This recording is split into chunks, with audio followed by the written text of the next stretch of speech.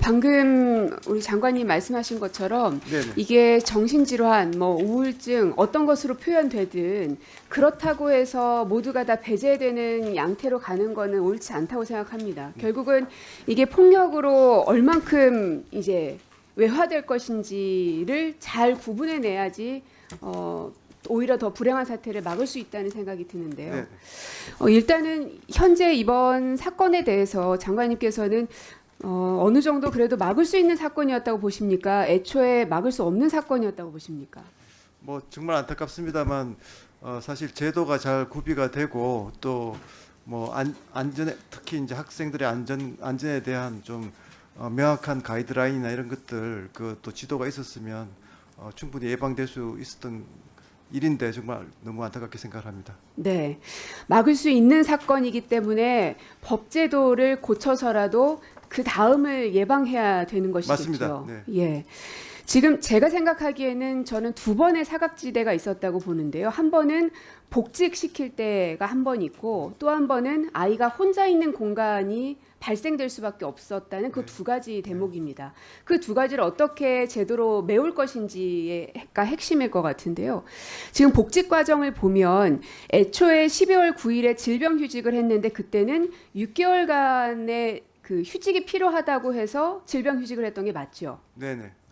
그랬는데 왜 20일 만에 다시 진단서를 제출하면서 복직이 됐을까요? 교육감님 잠깐. 예. 네, 본인이 이제 원해서 물론 한 겁니다. 근데 이제 진단서에서 정상적인 모든 것이 가능함이라고 해서 이제 교육청에서는 복직을 시킨 거죠. 교육청에서는 그 진단서 확인만 되면 복직시키는 데 있어서 뭐 따로 검증을 해본다든지 이런 건 없나요? 예, 현재는 그런 경우에는 정신과 전문의에 대한 그 진단서가 가장 중요한 자료로 활용되고 있습니다. 우리가 보통 일반 회사에서도 휴직은 어떤 일이 발생을 하면 휴직을 합니다. 뭐 유학을 가든 출산을 하든 질병을 앓든. 근데 이제 복직하는 데 있어서 연장할 때에는 연장을 할 수밖에 없는 근거 자료를 내야지 연장이 가능하죠. 그리고 이것을 조기에 복직을 할 때에도 왜 내가 조기에 복직할 수밖에 없는지, 원래 나 1년 유학을 결정했었는데 그걸로 1년을 휴직을 했는데 하다 보니 여러 가지 사정상 6개월 만에 수업이 다 끝나서 빨리 복직해야 됩니다라는 걸 증명해야 보통은 6개월 만에 복직이 가능합니다. 일반 회사의 경우에. 그렇죠. 장관님이 생각하시기에도 그냥 통상적으로 그렇지 않습니까? 네, 맞습니다. 네. 네. 그런데 지금 이 경우에는 6개월로 휴직을 승인을 받았는데 20일 만에 다시금 복직이 됐단 말이에요.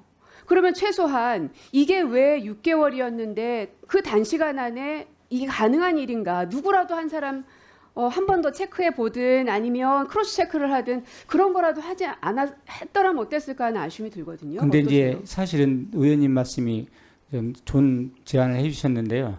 실제적으로 이건 이제 휴직을 할 때도 질환으로 휴직을 한 거거든요. 근데 그때도 휴직을 할 때도 의사 진단서를 갖다가 보고서 이제 거기 증명서를 해서 휴직을 시켰는데 의사 진단서에 이제 모든 병이 나와서 정상적으로 근무가 가능하다 이렇게 나오니까 이제 복직을 시킨 겁니다. 그래서 지금 의원님 말씀에 따라서 이제 앞으로 질환 교원 심의위원회가 있는데 거기에 그걸 좀 강화해서 어떤 모든 것을 이렇게 더 내실 있게 운영될 수 있도록 해야 될 겁니다. 그러니까 교육감님 말씀은 원래도 질환교원 심의위원회라는 제도가 있어서 이거를 잘 활용했으면 됐는데 대전만 보더라도 12년, 19년, 20년 여태까지 총 3회밖에는 심의위원회를 열지 않으셨더라고요. 예.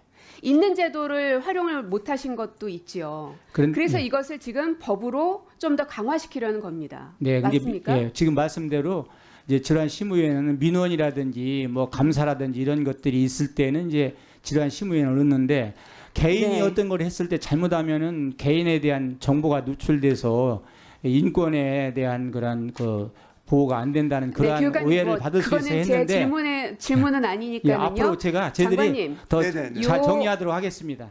예. 지금 현재 그 하늘이법이라고 통상 얘기하고 있는 이 제도를 만드는 것이 원래 있는 제도를 법으로 더 강화하는 것이지 없는 것을 만든 건 아니지 맞습니다. 않습니까? 근데 거기에 대한 오해들이 상당히 많은 것 같아요. 네, 네, 네. 그래서 설명이 좀 많이 필요하겠다 싶기도 하고요. 어쨌든